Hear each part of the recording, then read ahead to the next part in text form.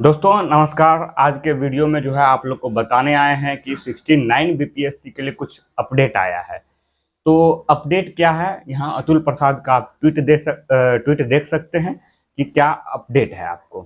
ठीक है, तो क्या अपडेट है वो आप देख लीजिए कि fourth option with 1/3 negative marking, ये अपडेट दिए हैं।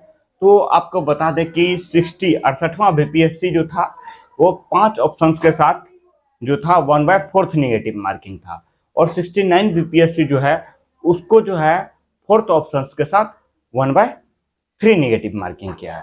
तो देखिए 68वां बीपीएससी में 5 ऑप्शंस विथ 1/4 निगेटिव मार्किंग था। ये 5 ऑप्शंस जो था बहुत ही स्टूडेंट को जो है कंफ्यूज करता था। यदि आप जो है वो आप सॉल्व करते होंगे तो चौथा और पांचवा ऑप्शंस को देख के जो है आप भयभीत हो जाते थे, आप फंस जाते थे। बहुत ही कंफ्यूजन पैदा कर देता था।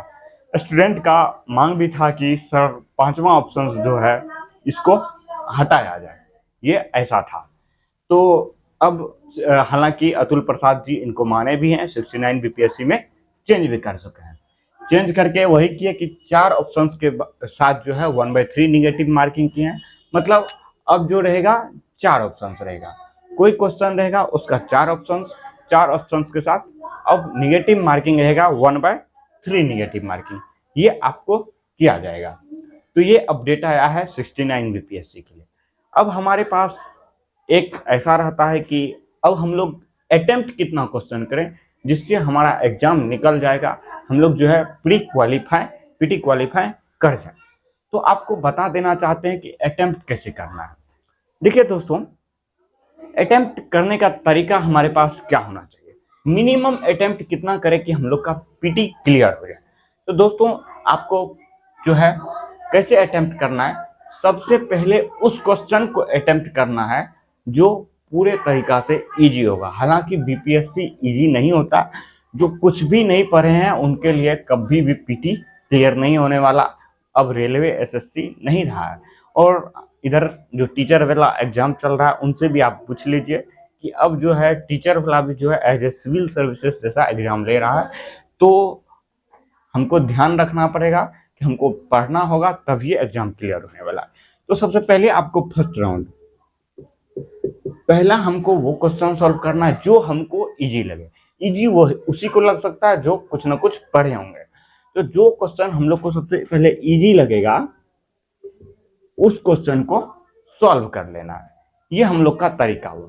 और सेकेंड राउंड में हम लोग क्या करें, सेकेंड राउंड 4 ऑप्शंस रहने वाला है।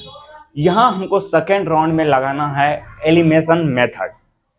4 ऑप्शंस में हम लोग को वो 2 ऑप्शंस निकालना है जिस पे हमको डाउट हो। 4 ऑप्शंस में डाउट वाला ये 2 ऑप्शंस रहेगा, ये डाउट वाला रहेगा। ठीक है, इसको सॉल्व करने का तरीका क्या है जहां हम लोग फंस जाते हैं। यहाँ एक चीज ध्यान में रखिएगा, 2 डाउट में आप लोग जो फंस जाते हैं 2 ऑप्शंस में, तो वहां दिमाग ये लगाना है यदि आप एलिमिनेट करके 2 ऑप्शंस निकालते हैं, 2 आंसर को निकालते हैं, तो दिमाग यही लगाना है जो आपका दिमाग में पहले खटके यही होगा तो आपको वही मारना है। दिमाग में जो पहले खटक जाए वही, क्योंकि आप पढ़े हैं, निश्चित सी बात है, और दिमाग में जो पहले आएगा वही होगा। यदि इसी 2 ऑप्शंस पे 2 आंसर पे जो है आप बहुत ज्यादा सोचने लगेंगे तो आपका टाइम भी पास होगा, आप अटेम्प्ट भी नहीं कर पाएंगे, आपको बहुत सारा कंफ्यूजन भी पैदा हो जाएगा, जिससे आप एक ही क्वेश्चन में फंसे रह सकते हैं। तो जो आपका दिमाग में आए, ठीक है, उसको जो है ऑप्शंस मार देना है। हालांकि आप लोग करते हैं कि ऊपर वाला क्वेश्चन में यदि बी हुआ तो सी होगा, ऐसा नहीं करना। जो आपको दिमाग में पहला जोड़ दे ये होगा, वो ऑप्शंस को चूज कर लेना है। सेकेंड राउंड ये हो गया। तीसरा राउंड में वो करना कैसे है, तीसरा राउंड ध्यान रखिएगा कि तीसरा राउंड में हम लोग को मान लीजिए 2 से अधिक ऑप्शंस में फंसते हैं, 4 ऑप्शंस है और 3 ऑप्शंस पे हमको कंफ्यूज हो रहा है। तो ऐसा नहीं कि 3 ऑप्शंस पे कंफ्यूज हो रहा है तो हम उसको सॉल्व नहीं करेंगे, इसको भी सॉल्व करना है। यदि आप नहीं सॉल्व करेंगे, 140 प्लस नहीं जा रहे हैं, आपका अपने मन से तीसरा राउंड भी सॉल्व करना है, अन्यथा आपका पीटी नहीं क्लियर होगा। ठीक है, तो तीसरा राउंड में यहाँ हमको जो है 4 ऑप्शंस में 3 ऑप्शंस को चूज करते हैं, 3 आंसर को चूज किए। यहाँ भी वही मेथड लगाना है, जो आपको पहले दिमाग में खटके, जो पहले जोड़ पे आए उसको ही ऑप्शंस मारना है, ज्यादा फंसना नहीं है। ठीक है, जो आपको दिमाग में एक बार में ज्यादा जोड़ देते उसी पे, ऐसा नहीं कि उस पर ज्यादा कंफ्यूज होकर सोचने लग गए। यदि आप सोच में पड़ गए तो आपका नैया जो है पार नहीं होने वाला है, मजेदार में ही फंसे रह सकता है, आपका पीटी क्लियर नहीं होगा। तीसरा राउंड ये हो गया।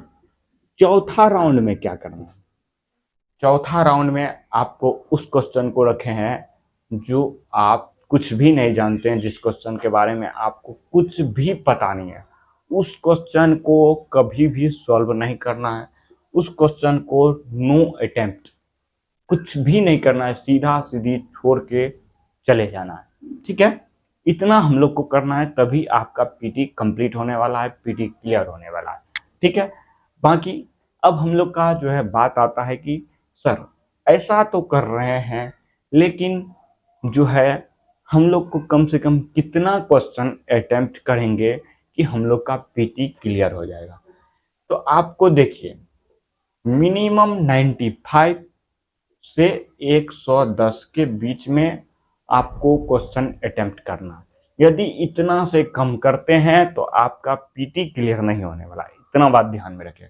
कम से कम इतना करना ही है, बाकी 110 से इस मेथड को लागू करते जितना ऊपर जा सकते हैं आप जाइए, 150 कीजिए, 140 कीजिए, लेकिन 95 से 110 के बीच में रहना चाहिए। इससे कम करेंगे तो आपका पीटी कभी क्लियर नहीं होगा, इतना बात ध्यान में रखिएगा। तो ये आपको जो अपडेट था दे दिए, और कैसे आपको अब सॉल्व करना है, कौन सा मेथड लगा के क्या दिमाग लगाना है, वो आप समझ चुके होंगे। ठीक है, हालांकि अब जो भी अपडेट होगा हम इस चैनल के माध्यम से आप लोग को देते रहेंगे। ठीक है, आप लोग चैनल को सब्सक्राइब कर दीजिए और बेल आइकन को प्रेस कर दीजिए, ताकि जो भी अपडेट होगा आपको मिलता रहे, और जो भी मेरे तरफ से जो भी लगेगा आपको दे सके। आप अपना भाई समझ के, बड़े भाई समझ के, छोटे भाई समझ के आप ग्रहण कीजिए, क्योंकि जो है देखिए, छोटा सा भी बच्चा होता है ना, वो भी आपको नॉलेज देता है। बाकी आप एक रिसीवर की तरह उसको रिसीव कीजिए। ठीक है, रिसीव करने का कोशिश कीजिए। यदि आपको लगेगा ये बच्चा है, ये हमको ज्ञान देगा, तो आपको गलत बात है, आपको फिर कभी ज्ञान नहीं मिलने वाला है।